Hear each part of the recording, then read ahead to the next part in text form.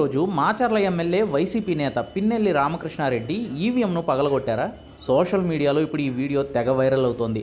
పల్నాడు జిల్లా రెంటచింతల మండలం పాల్వా గేట్లో ఎన్నికల రోజు పోలింగ్ కేంద్రం నెంబర్ 202లో మాచర్ల ఎమ్మెల్యే పిన్నెల్లి రామకృష్ణారెడ్డి ఇలా దూసుకొచ్చి ఈవీఎంను పగలగొట్టినట్లు ఈ వీడియో సర్క్యులేట్ అవుతోంది.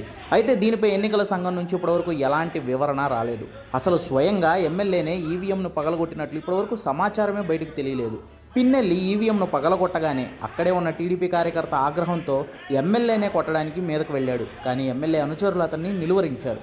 ఇంత జరిగిన ప్రిసైడింగ్ ఆఫీసర్ కానీ BLO కానీ ఎమ్మెల్యే పిన్నెల్లి మీద కంప్లైంట్ ఇచ్చిన సమాచారమే బయటకు రాలేదు.